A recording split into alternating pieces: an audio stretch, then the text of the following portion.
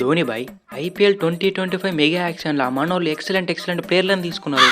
ఒక్క మాటలో చెప్పండంటే మన స్క్వాడ్‌ని చూత్తా అంటే ఐపీఎల్ 2025 ట్రాఫీ మనదే అనిపిత్తాంది.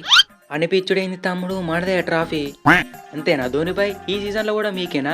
ఆల్రెడీ 5 ట్రాఫీలున్నాయి గదా! అరే మా స్క్వాడ్‌ని చూసినంక కూడా మీకే ట్రాఫీ అని మీరు ఫిక్స్ అయితే ఎట్లా చెప్పు? పోనీ ట్రాఫీ మాకు రాకుండా ఢిల్లీకో, పంజాబ్‌కో పోతే హ్యాపీ లైట్ తీసుకుంటాం. అంతేగాని చెన్నైకో లేకపోతే ముంబైకో వస్తా అంటే చూసుకుంటుండేది లేదు. తీసుకుడే ఈసారి ముఖ్యంగా ఎస్ఆర్హెచ్ వాళ్ళకైతే అస్సలు పోనీయం ట్రాఫీని. అగో విరాట్ బ్రో మేమేం చేసినాం బ్రో? అగో ఏం చేయనట్టే శుద్ధ పూస లెక్క మాట్లాడుతాను కదా. పోయినసారి మా ఆర్సీబీ రికార్డులని మింకవేర్రు, 2016 ట్రాఫీ మింకవేర్రు, ఇంకేం కావాలి?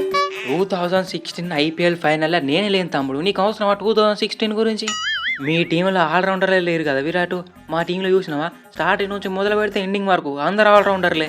ఎస్ ధోని భాయ్ ఐపీఎల్ 2024లో డారెన్ మిచ్చర్కి 14 కోట్లు ఇచ్చి తీసుకుంటే ఆయన బొక్క పెట్టిండు. కానీ ఈసారి అట్లా కాదు, బెస్ట్ ఆల్రౌండర్ శ్యామ్ కరెంట్ కానీ 2 కోట్లకి గుంజిరు మన చెన్నై.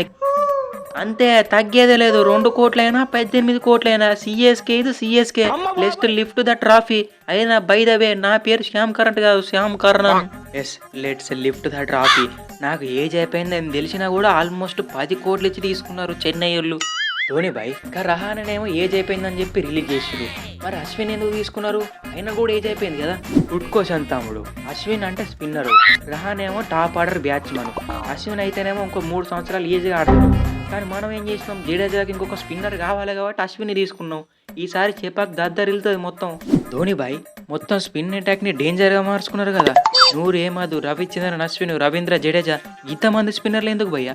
అందరు ఏమనుకుంటారు, రవిచంద్రన్ అశ్విన్, రవీంద్ర జడేజా ఇద్దరే ప్లేయింగ్ లెవెన్లు ఉంటారు అనుకుంటారు. కానీ మేమేం చేస్తాం, ముగ్గురిని ప్లేయింగ్ లెవెల్లో పెడతాం. రోహిత్ బ్రో మీ టీంలో దీపక్ చహరు, ట్రెంట్ బోల్ట్, జస్ప్రీత్ బూమ్రా ఎట్లనో మా టీంలోకి ముగ్గురు స్పిన్నర్లు అట్లా. ధోని భాయ్ చేపాకలకు వచ్చినప్పుడు అంటే ముగ్గురు స్పిన్నర్తో విసిగిపిస్తావు ఓకే, మరి వేరే గ్రౌండ్ పోయినప్పుడు ఎట్లా? అప్పుడు ఫాస్ట్ బౌలర్లే కదా కావాల్సింది. నా పేరు పాత్ర, నా ఒక్కొక్కరిని పండబెడతా.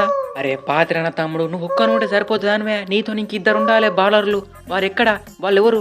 విరాట్ బ్రో మేము ఎప్పుడు కూడా ఫామ్లో ఉన్న బౌలర్లని, ఫామ్లో ఉన్న ప్లేయర్లను కొనం. జస్ట్ అవుట్ ఆఫ్ సిలబస్లో ఉన్న ప్లేయర్లను కొని వాళ్ళని ఫామ్లో పట్టుకొస్తాం. లైక్ రాహుల్, తిరుపతి, విజయ్ శంకర్, ఖలీల్, ఏమో దీప కూడా. వీళ్ళు ఐపీఎల్ అయిపోయేసరికి మొత్తం డేంజరస్ క్యాండిడేట్లు అవుతారు చూసుకోర్రి. అవును గంతే, ఫాస్ట్ బౌలర్ లేరని చెప్పి భయపడాల్సిన పనే లేదు, విజయ్ శంకర్ చూసుకుంటాడు అదంతా. అవును గంతే బ్రో, ఫాస్ట్ బౌలింగ్ యూనిట్ని మాకు ఇద్దరు కొదిలేలి చాలు. శివం దూబే అంటే బ్యాటింగ్ 6లే కాదు బౌలింగ్ అని కూడా నిరూపిస్తా. నెక్స్ట్ హార్దిక్ పాండ్యా నేనే అని చూపిస్తా. ధోని భాయ్ రహానేకి రిప్లేస్మెంట్గా నన్ను తీసుకున్నారు. నీ అవ్వ 360 డిగ్రీస్ అంటే ఏబిడి డివిలియర్స్, సూర్యకుమార్ యాదవే కాదు, అండర్ గ్రౌండ్లో ఉన్న under rated player Rahul Tirupati అని కూడా చూపియాలి జనాలకి. అవును అంతేవే తిరుపతి, ముఖ్యంగా ఎస్ఆర్హెచ్తో ఇట్లా మ్యాచ్ ఉంటే చంపాలి. ఎస్ఆర్హెచ్ వాళ్ళు మొత్తం నీ టాలెంట్ అంతా బెంచ్ మీద పెట్టి ఉపయోగించారు. కానీ సిఎస్కే అట్లా కాదు, ప్రతి మ్యాచ్లో ఛాన్సులు వస్తూనే ఉంటాయి నీకు. హాయ్ గైస్, సో వీడియోకి అయితే తప్పకుండా లైక్ అయితే చేయండి, ఇంకొంతమందికి ఈ వీడియో అనేది రికమెండ్ అవుతుంది. అండ్ సో నెక్స్ట్ మీకు ఏ వీడియో కావాలో కింద కామెంట్ చేయండి. అండ్ సబ్స్క్రైబ్ చేసుకోవడం మాత్రం మర్చిపోవద్దు. సో ఈ వీడియో జస్ట్ ఎంటర్టైన్మెంట్ పర్పస్ కోసం మాత్రమే. సో తప్పకుండా సబ్స్క్రైబ్ చేసుకొని బెల్ ఐకాన్ అయితే ఆన్లో పెట్టుకోండి. సో ఇంకా మంచి వీడియోస్ అయితే రాబోదని ఖచ్చితంగా పోస్ట్ చేస్తాను. So thanks for watching guys, bye, see you.